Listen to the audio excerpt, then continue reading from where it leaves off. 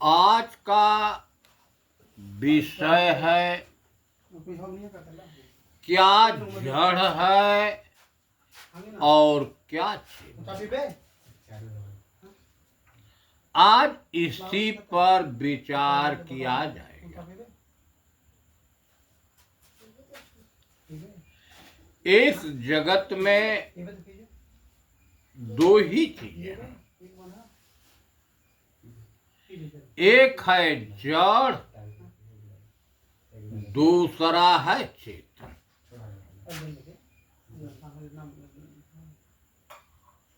जड़ क्या है और चेतन क्या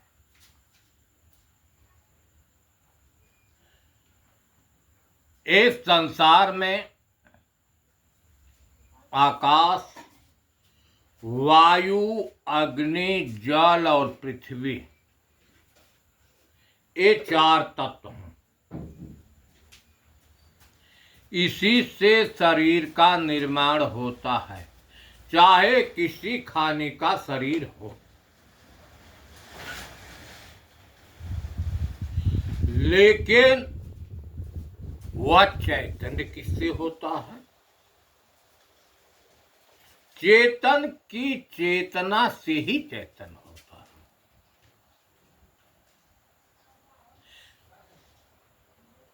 जड़ के पास स्वयं की सत्ता नहीं होती। जो वायु है, अग्नि, जल है, इसके पास स्वयं की सत्ता नहीं। अगर इसके पास स्वयं की सत्ता होती तो कभी मुर्दा नहीं होता। या चेतन की ही चेतना से चेतन होता है। इसलिए इन चारों तत्वों को जड़ कहा गया। अब हम देखें कि यह शरीर का निर्माण कैसे हुआ है, इसका प्रमाण संतों ने किया दिया। गोस्वामी जी ने वर्णन किया है, अपना विचार व्यक्त किया है मानस में कि जड़ चेतन गुण दोषमय विश्व किन्ह करतार। उन्होंने कहा कि जड़ और चेतन के संयोग से सृष्टि रचने वाला जो है, सृष्टि की रचना किया।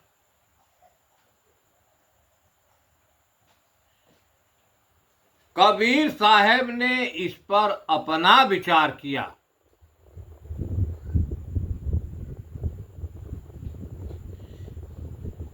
कि एक पुरुष एक है नारी, ताते रची खान भव चार।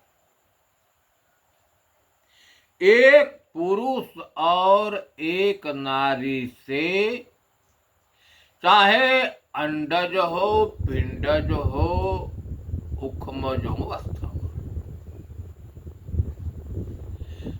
चारों खाने के प्राणियों की रचना की गई। उन्होंने पुरुष शब्द का प्रयोग किया। अब देखें, यह शरीर जो है प्रकृति के तत्वों से बनी है। एक शरीर में जो स्थित सत्ता है उसी को उन्होंने पुरुष शब्द से प्रयोग किया। उन्होंने दो से ही कहा कि दो से ही शरीर की रचना है। कबीर भगवान कृष्ण ने कहा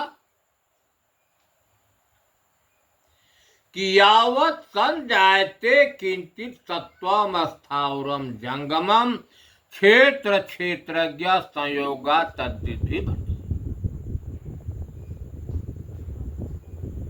उन्होंने अपना विचार व्यक्त किया कि सृष्टि में चाहे स्थावर हो, चाहे जंगम हो, चाहे अंडज हो, पिंडज हो, सभी शरीरों की रचना क्षेत्र और क्षेत्रज्ञ से है। आपने देखा तीनों महापुरुषों ने दो से ही कहा, लेकिन नाम अलग अलग कहा।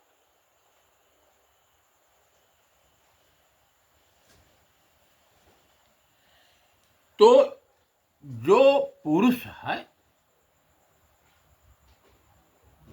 उसी को अनेक नामों से अनेक लोगों ने वर्णन किया। एक महापुरुष एक ही नाम का वर्णन जो किया है वह लक्षणों के मुताबिक किया है। इसमें जो स्थित पुरुष है उसी को सत नाम से भी प्रयोग किया है कि वह सत है। जैसे सत्पुरुष वह सत है, दूसरे पक्ष को कहा कि असत है। सत इसलिए कहा कि जिसका कभी अभाव नहीं है वही सत है। इस चेतन का कभी अभाव नहीं है।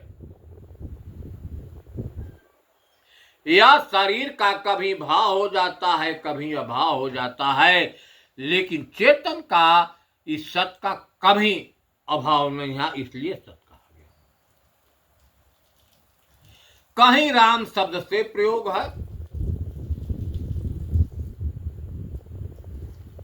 लक्षण क्या कि जो सब में रमा है, सर्वत रमा है, इसलिए उसी को राम कहा।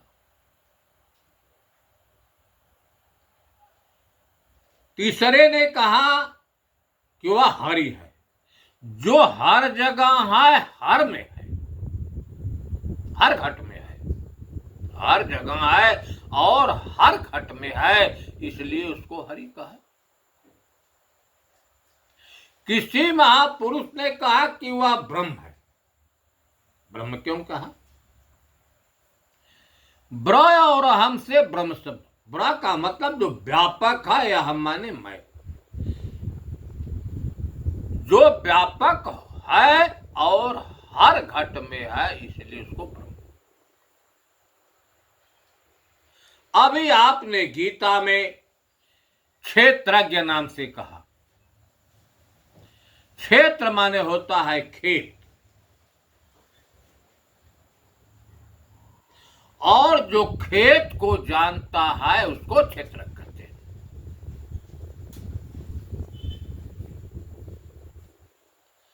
कहीं है पारक, पारखने से पारक कहा गया है।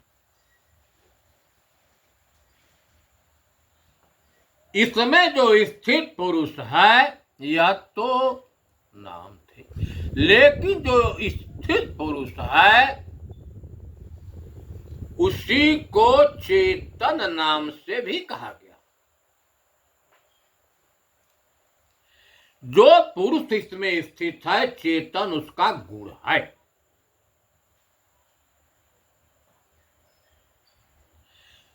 चेतन का मतलब होता है, अगर चेतन गुणी है तो चेतनता उसका गुण है।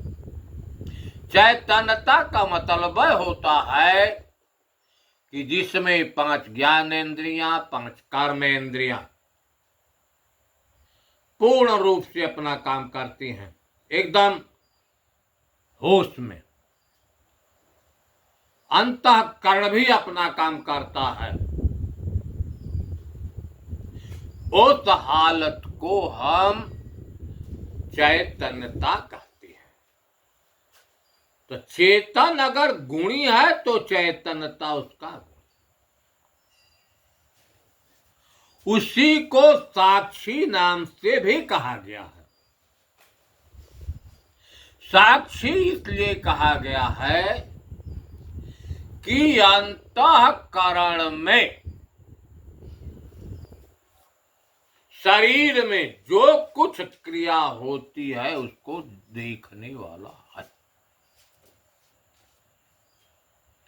अनेक नामों से उसको कहा गया, लेकिन उस सत्य के वरना आत्मा की, वरना चेतन की, चाहे ब्रह्म की, राम की, कुछ लक्षण प्रदर्शित होते हैं शरीर। जैसे देखें कि सत्य का कभी अभाव नहीं होता। पहला, सत्य जो है इस शरीर में रहने वाला अपरिवर्तनशील है। इस सत्य की छाया नहीं पड़ती, इस सत्य का फोटो नहीं लिया जा सकता।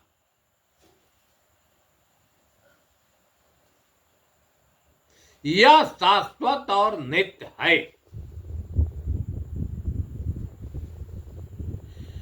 जहां चेतन होगा वहां चैतन्यता होगी,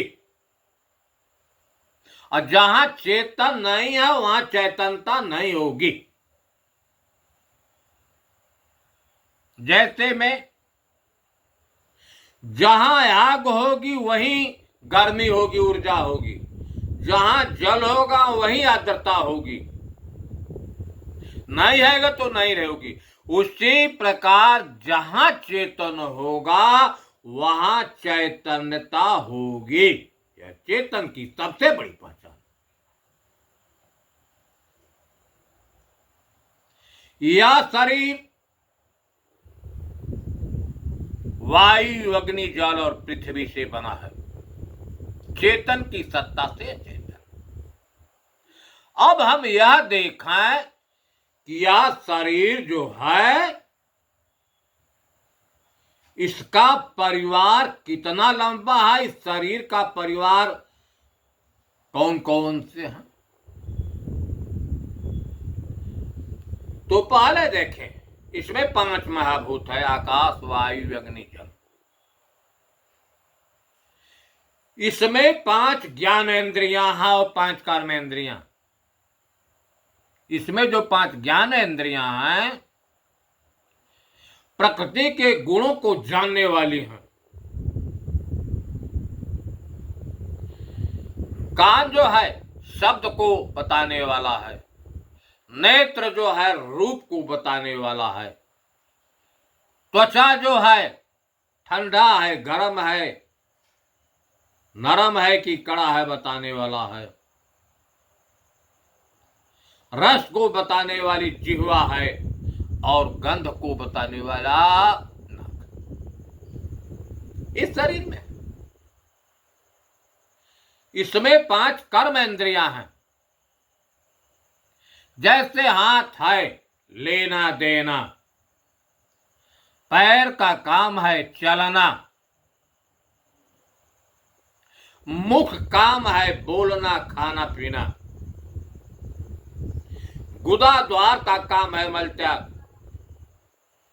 और पेशाब की इंद्री जो है जिसको हम लिंग कहते हैं, उससे पेशाब शरीर से बाहर निकलती है और विषय भोग भी इसी से किया। इसको हम कर्मेंद्रियां कहते हैं। इसमें 5 विषय हैं, शब्द, स्पर्श, रूप, रस और गंध। इसमें 25 ठो प्रकृतियां हैं।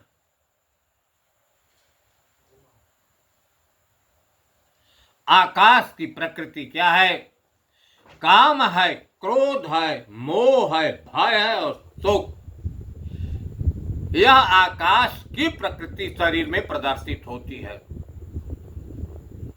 वायु तत्व की प्रकृति क्या है? चलना है, बल करना है, धावना माने दौड़ना, पसारना और सिकोड़ना। यह वायु तत्व की प्रकृति है। इसमें अग्नि तत्व की प्रकृति क्या है?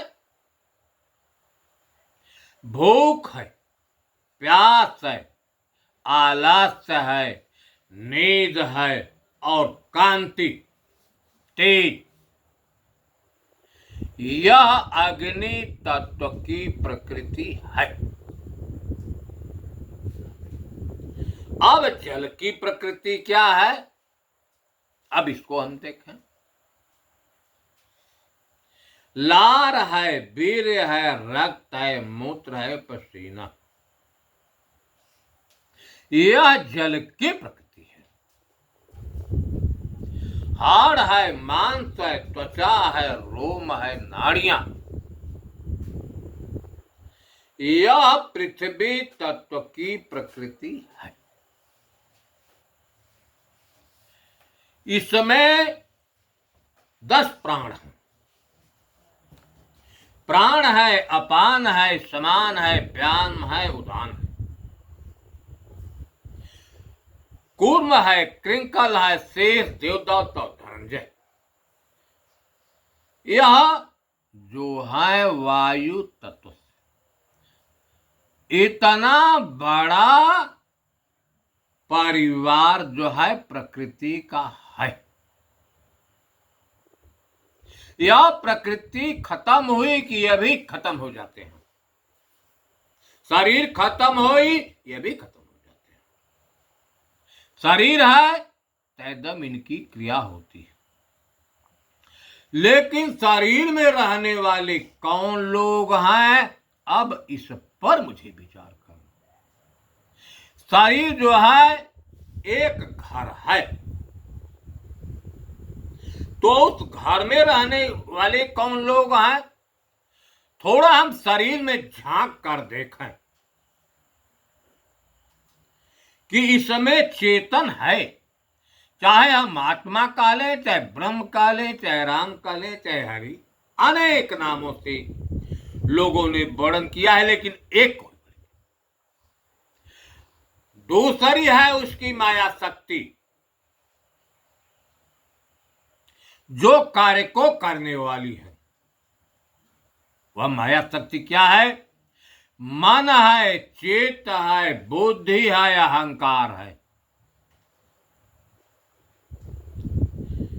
यह उस चेतन की, जीव की माया शक्ति है। यह माया शक्ति की उत्पत्ति कहां से हुई, अब इस पर हम विचार करते हैं। कबीर साहब ने कहा कि माया ते मन उपजय, मन ते 10 अवतार। मन माया तो एक आए, माया मन ही समाए। अब विचारणी बात है कि अगर मन की उत्पत्ति माया से है, तो इन चारों की उत्पत्ति भी माया से होगी। अब विचार की बात है कि वास्तविकता में मन, चित्त, बुद्धि, अहंकार, एक पुरुष है और एक प्रकृति। पुरुष तो इसमें है ही है, चेतन आत्मा। दूसरी उसकी माया शक्ति है, मन, चित्त, बुद्धि, अहंकार। अब यह प्रकृति से है, तो मन जो है कौन तत्व प्रधान है, इस पर विचार करना होगा। मन की गतिविधि को अब हम देखें। मन प्रति क्षण चलायमान है, स्थिर रहने वाला नहीं है। नाना प्रकार के संकल्प विकल्प उत्पन्न होते हैं, यह सब मन के अंदर होते हैं। हम तत्वों पर जाते हैं तो वायु तत्व प्रधान है। यह वायु प्रतिक्षण चलायमान है। दूसरे तरफ हम जाते हैं चित्त की तरफ। चित्त एक ऐसा यंत्र है कि हमने जीवन में जो कुछ देखा है, सुना है, सब चेत रूपी यंत्र में टेप है। शरीर पर कोई संवेदना उत्पन्न होती है, चित्त में नाना प्रकार की तरंगें उत्पन्न होने लगती है। अब देखा कि कौन तत्व ऐसा है, तो एक है जल तत्व। जल में जब हवा चलती है तो तरंगें उत्पन्न होती हैं, जैसे संवेदना है तब तरंग उत्पन्न होती है। जल स्थिर है। अगर कंकड़ फेंक देते हैं तो तरंगे उत्पन्न हो जाती हैं, फिर उत्पन्न होती है और जल में समा जाती हैं। अब इस बिंदु पर हम पहुंचते हैं तो यह मालूम होता है कि चित्त जल तत्व प्रधान। अब अहंकार है, अहंकार को शरीर में देखें तो अहंकार जब आता है तो शरीर गर्म हो जाता है। अहंकार के चलते ही मैं का जन्म होता है। आदमी कहता है कि हमारा है, जगह है, जमीन है, घर है, द्वार है, परिवार। अहंकार के चलते ही क्रोध उत्पन्न होता है। क्रोध अग्नि तत्व प्रधान है, अर्थात यह अहंकार जो है अग्नि, इसके बची बुद्धि।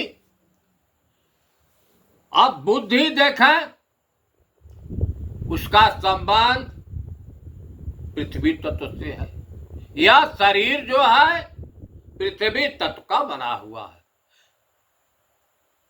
इसी शरीर के अंदर वायु भी है, अग्नि है, जल है, सबको समाहित करके स्थित। उसी प्रकार यह पृथ्वी जो है सबका आधार है। बुद्धि के अंदर ज्ञान है, वैराग है, विवेक है, सबको नियंत्रित करने वाला है। उसी प्रकार प्रकृति तत्व भी सबको नियामक है। हम इस बिंदु पर पहुंचते हैं कि पृथ्वी तत्व बुद्धि तत्व प्रधान है। यह तो तत्वों का है। आपने देखा, लेकिन इसमें रहने वाला जो है उसका क्या लक्षण है? हम कैसे जानेंगे कि इसमें चेतन है, जीव है, आत्मा है? उसको जानने के लिए लक्षण चाहिए। वास्तविकता में चेतन क्यों कहा गया? चेतना देने की वजह से चेतन कहा गया। उसकी चेतना से सारी शरीर अंतःकरण चेतन। आत्म क्यों कहा गया? आत्म का मतलब है जिसमें तम न हो। जब अंधकार ना है तो प्रकाशक है। वही मानस में कि सबकर परम प्रकाशक जोई राम अनादि अवधपति। सबको प्रकाशित करने के कारण उसको राम आत्म कहा गया। राम शब्द है। राम क्यों कहा गया? सर्व रमयति सर्वत्र रमते, जो सब में रमाए। राम सत्य चिदानंद सर्वात्मा प्रभुर्भय अव्यक्तो व्यक्तामया तो सर्वस्य। राम ही सत्य है, वह चिदानंद है। राम सत्य चिदानंद, वह चैतन्य सर्वात्मा, वही सबका आत्मा है। प्रभु कहा गया, वह प्रकृति से परे है और व्यापक है, इसलिए उसको राम कहा गया। वही कबीर साहब ने उसी को साक्षी से कहा कि साक्षी पुरंदर ढाई परे विवियाक्षर युग चार, रसना रंभण होता है कर न सकत निर्भर। उसी को साक्षी कहा। साक्षी जो है राजा है, लोग उससे घिर गए। ऐसे प्रश्न पार्वती ने राम भगवान शंकर से कहा कि राम तत्व क्या है, तो इस शरीर में है। तो भगवान शंकर ने कहा कि गुणातीत सचराचर स्वामी राम उमा सबयंत। है राम, है पार्वती, वह राम तत्व गुणों से अतीत है, जितने चराचर सबका स्वामी है। और ये शरीर में वह सबका साक्षी और दृष्टा।